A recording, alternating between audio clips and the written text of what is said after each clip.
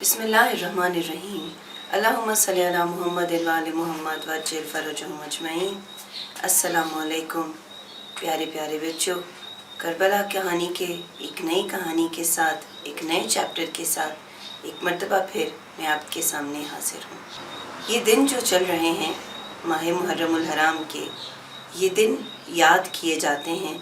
ان دنوں کو وابستہ کیا جاتا ہے، ان دنوں میں ہم یاد کرتے ہیں اپنے چوتھے امام زین العابدین علیہ السلام کو۔ آپ امام حسین علیہ السلام کے فرزند تھے، امام حسین علیہ السلام کے بعد امام تھے، اور اس طرح سے جب امام شہید ہوئے تو کربلا میں امام حسین علیہ السلام نے امامت امام زین العابدین علیہ السلام کو دی۔ آپ کا اصل نام علی ابن الحسین تھا، اور آپ کو زین العابدین کیوں کہتے ہیں یہ ہم پڑھیں گے، یہ حج سنیں گے ہم آج کی کہانی میں۔ امام زین العابدین علیہ السلام اپنی عبادتوں کی وجہ سے بہت مشہور تھے۔ امام کو 2 القاب دیے گئے جو ان کی عبادت کا اظہار کرتے ہیں، ان کی عبادت کے بارے میں بتاتے ہیں، اور وہ یہ ہے کہ آپ کو زین العابدین کہا جاتا ہے اور سید الساجدین کہا جاتا ہے۔ زین العابدین مطلب عبادتوں کی زینت، جس کی وجہ سے عبادت خوبصورت لگے، اور سید الساجدین یعنی سجدہ کرنے والوں کے سردار۔ امام زین العابدین علیہ السلام اپنی عبادت اور اللہ تعالیٰ کے سامنے اپنی دعاؤں کی وجہ سے بہت زیادہ مشہور ہیں۔ ہمیں بہت سارے جو لیسنز امام کی زندگی سے ملتے ہیں، ان میں ایک سب سے بڑا لیسن یہ بھی ہے کہ کربلا کی زمین پر کتنی مشکل آئی۔ شام غریباں جب امام حسین شہید ہو چکے تھے، ان کے سارے فرینڈز شہید ہو چکے تھے، خیمے جلائے جا چکے تھے، تب بھی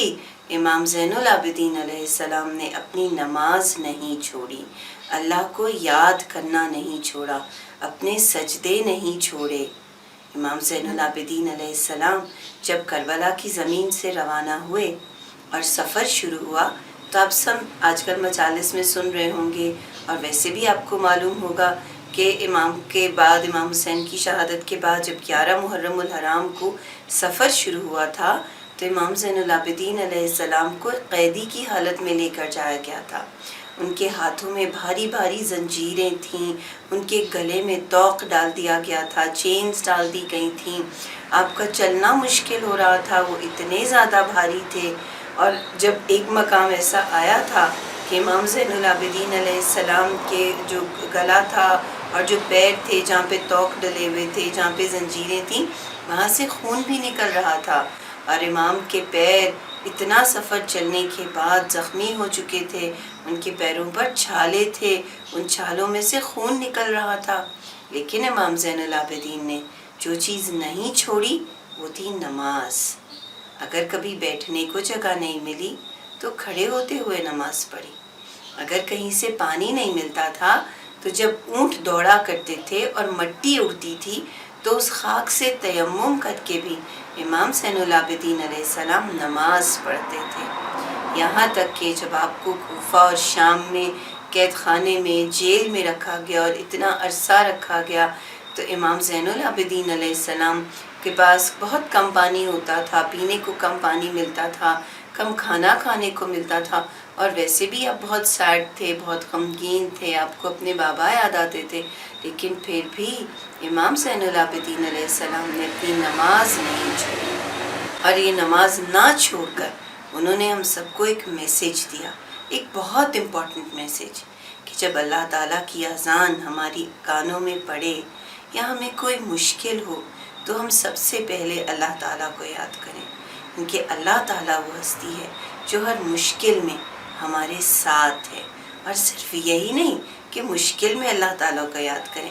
بلکہ ہر اس موقع پر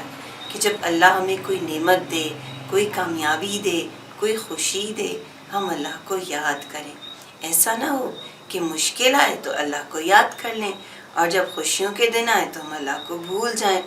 اللہ تعالیٰ کو ہر وقت یاد رکھیں۔ روایات میں ہے کہ جب روز محشر ہوگا، یعنی سارے انسان اللہ تعالیٰ کے پاس جائیں گے اور مومن بھی اکٹھے ہوں گے، صاحبان ایمان اللہ کے دربار میں حاضر ہوں گے، تو آواز آئے گی، آئینہ آئینہ زین العابدین، زین العابدین کہاں ہیں، عبادتوں کی زینت کہاں ہے، میری عبادتوں کی خوبصورتی، میری عبادتوں کی شان کہاں ہے۔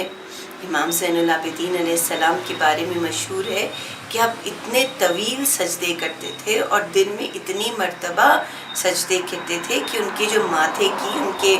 فور ہیڈ کی جو سکن تھی وہ ڈیمیج ہو جاتی تھی اور اس کے اوپر ایک